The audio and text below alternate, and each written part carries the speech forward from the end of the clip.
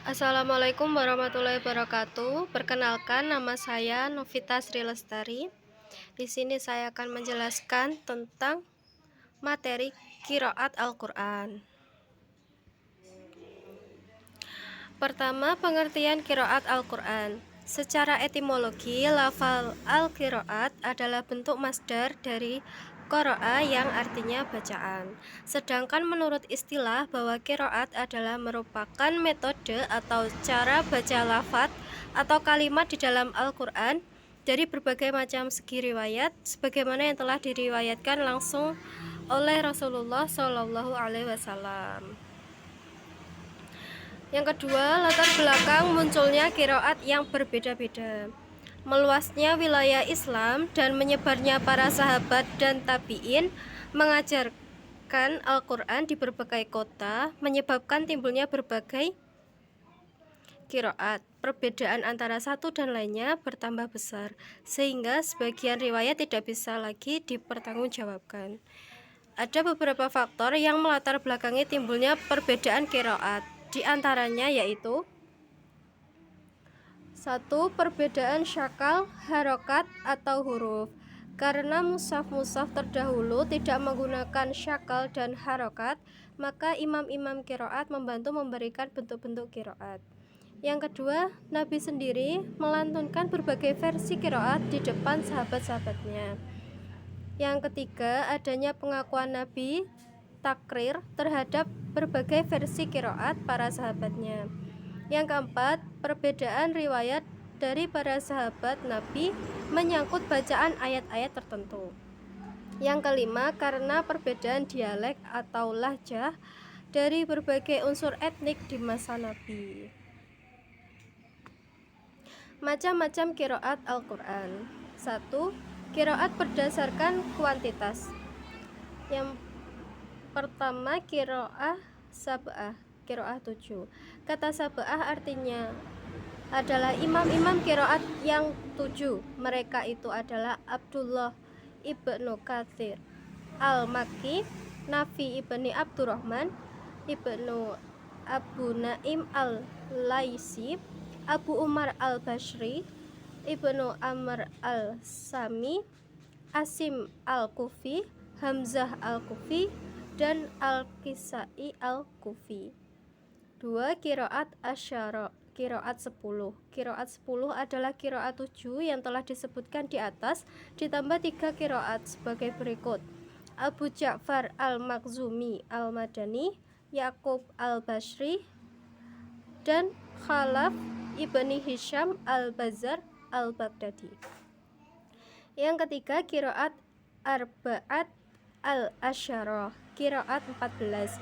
Qiraat 14 adalah qiraat 10 sebagaimana yang telah disebutkan di atas ditambah dengan 4 qiraat lagi, yakni Al-Hasan al-Basri, Ibnu Muhisan, Muhammad ibni Abdurrahman, Yahya ibni al-Mubarak al-Yazidi yang dikenal dengan al-Yazidi, Al-A'mas, Sulaiman ibni Mahram al-A'mas.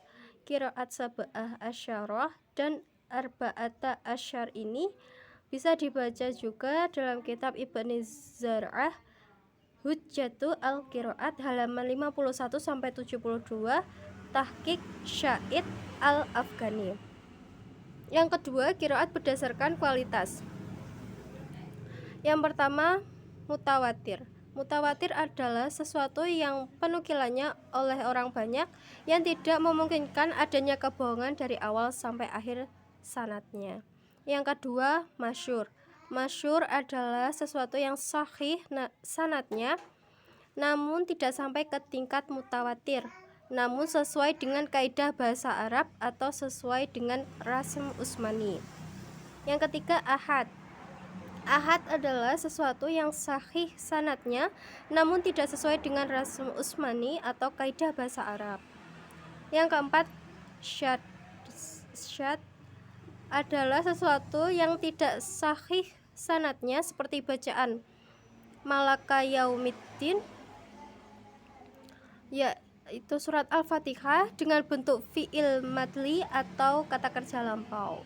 Yang kelima, mudraj. Mudraj adalah sesuatu yang ditambah dalam qiraat dengan bentuk penafsiran.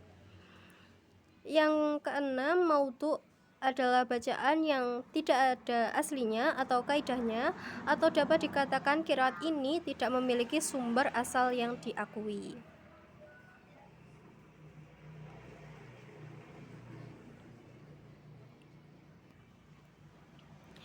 Yang keempat, peran qiraat Al-Quran terhadap perbedaan ulama dalam istinbat hukum. Perbedaan qiraat sangat mempengaruhi penafsiran, bahkan memberikan kontribusi yang penting dalam pengambilan keputusan atau istinbat hukum, bahkan mempengaruhi tradisi keagamaan umat Islam. Pengaruh qiraat ini bukan hanya ditentukan pada ayat-ayat yang berkaitan dengan fikih, bahkan pada ayat lainnya, seperti ayat-ayat yang mengandung nilai-nilai moral ataupun teologis. Pengaruh tersebut rata-rata bersifat positif, dalam arti bahwa perbedaan penafsiran yang disebabkan perbedaan qiraat bersifat saling melengkapi, saling menguatkan, saling menjelaskan. Kalaupun terdapat perbedaan yang tidak bisa dikompromikan, maka hal itu justru memberikan alternatif kepada umat Islam untuk menjalankan agamanya secara lebih beragam dan lebih mudah sesuai tuntunan situasi dan kondisi. Perbedaan qiraat yang berpengaruh terhadap perbedaan hukum yang diistinbatkan berikut saya contohkan satu, yaitu dalam Quran surat Al-Maidah ayat 6, lafal wa arjulakum ilal ka'bain, dua versi qiraat. Yang pertama, wa arjulakum dinasabkan huruf lam, dan wa arjulikum dikasrohkan huruf lam. Apabila dibaca dengan bacaan pertama, maka dia maktuf dari lafal fa'aksilu wujuhakum wa aidiyakum ilal marafiqo, bahwa hukum mencuci muka sampai kedua mata kaki wajib, sama hukum wajibnya mencuci wajah dan kedua tangan sampai kedua siku. Jika dibaca wa arjulikum dengan dikasrohkan huruf lam, maka hukum wajibnya menyapu kaki sampai kedua mata kaki atau sepatu khuf, sebagaimana wajibnya menyapu sebagian kepala. Demikian penjelasan dari saya. Apabila ada salah kata, salah ucap, ataupun salah dalam penulisan materi, saya mohon maaf yang sebesar-besarnya. Wabillahi taufiq wal hidayah. Wassalamualaikum warahmatullahi wabarakatuh.